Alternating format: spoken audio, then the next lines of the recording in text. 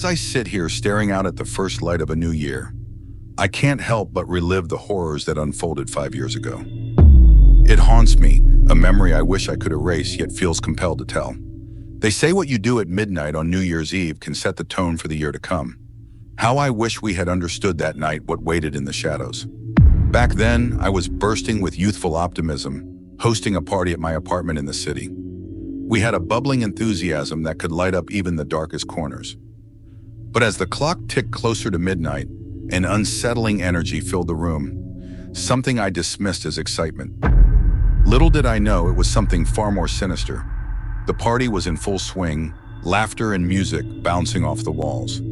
Friends filled every corner, their faces alight with joy. Among them was a stranger, an uninvited guest whose name I never learned. He slipped in quietly, a shadow against the vibrant crowd. Dressed in a dark coat and a wide-brimmed hat, he seemed out of place. I tried to engage him, but he only offered a thin smile, an unsettling twinkle in his eye. "Who invited him?" I whispered to my friend Sarah, but she just shrugged, as perplexed as I was. There was something about his presence that felt wrong, almost magnetic, drawing people in, but I couldn't shake the unease that settled in my stomach. As the clock neared midnight, I urged everyone outside onto the balcony for the countdown. The lights of the city twinkled, and the atmosphere filled with expectancy. I took a deep breath, ready to leave any lingering dread behind me. But when I turned to ask the stranger if he'd join us, he was gone. Shrugging it off, we counted down together. 10, 9, 8. The excitement bubbled over. 3, 2, 1. Happy New Year! Fireworks erupted above us, cascading colors against the dark sky. The crowd cheered, and for a moment, I felt invincible.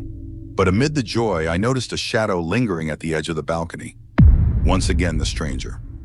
He seemed to be watching us with an intensity that made my skin crawl, his smile wider, almost predatory. Just as I turned to grab a drink, the stranger approached me, standing closer than was comfortable. "Happy New Year," he said, his voice smooth but chilling. "What will you exchange for a wonderful year ahead?" I laughed nervously, thinking he was joking.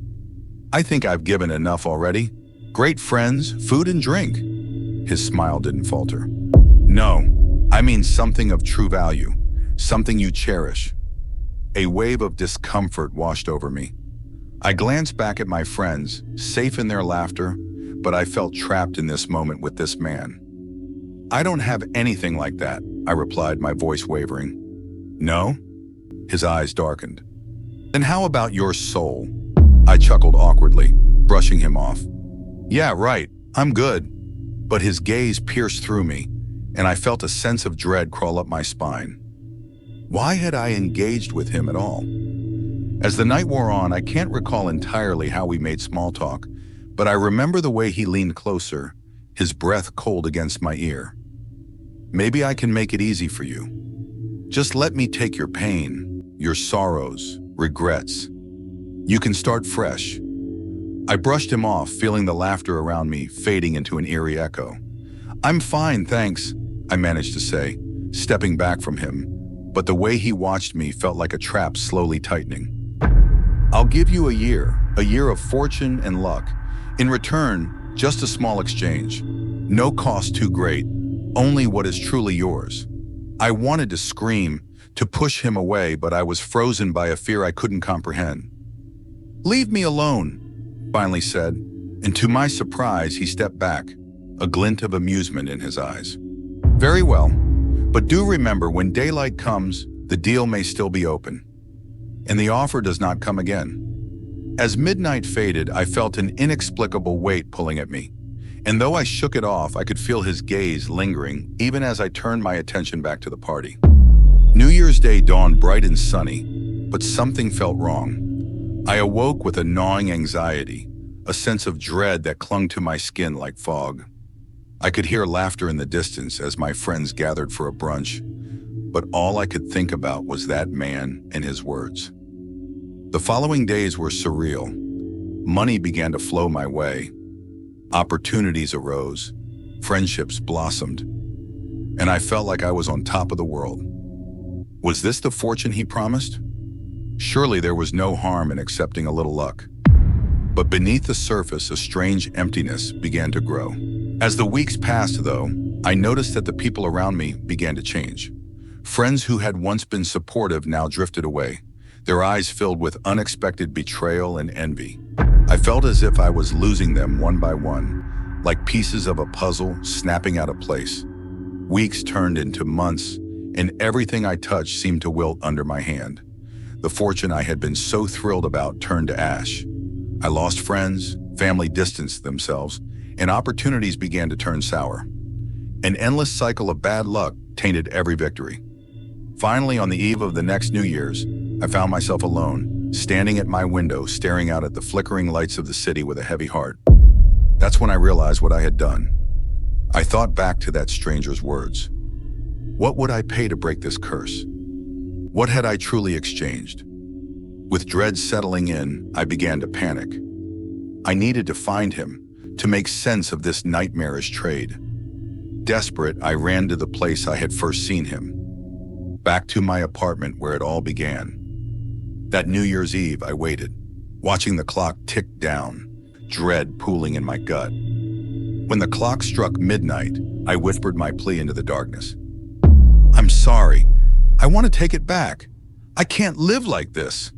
And just like before, he appeared. This time he stepped inside, his dark coat billowing around him like a shadow that had come to life.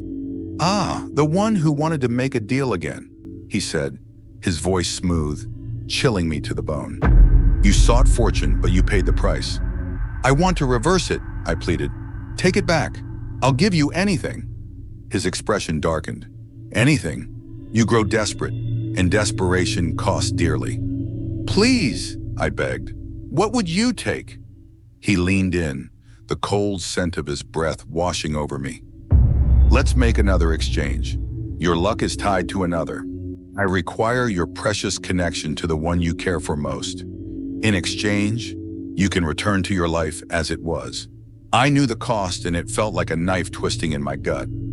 My heart raced, dread and guilt warring within me. No, I can't do that.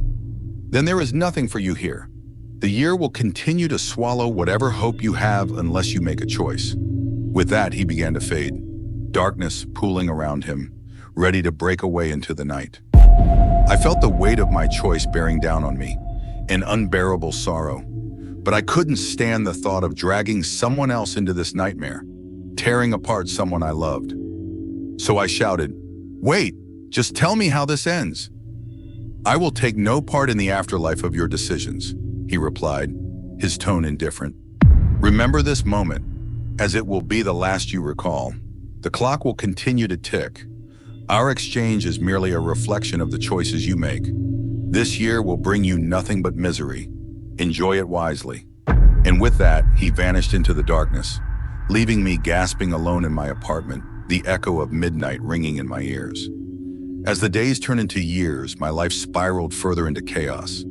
I lost everything: friends, relationships, all the happiness I once knew. The shadow of that night loomed over me, and I quickly learned to blame everything on the fateful exchange I had made without understanding the consequences.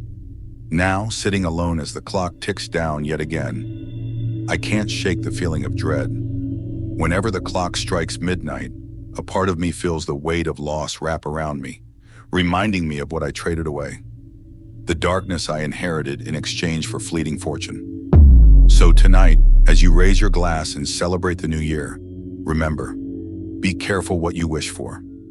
The darkness watches, waiting for the unwary to make their exchange. And as the night deepens, know that the shadows are always lurking, ready to claim their due. This year, I will decline every offer that's made, my heart forever changed, bearing the scars of a bargain I will never forget.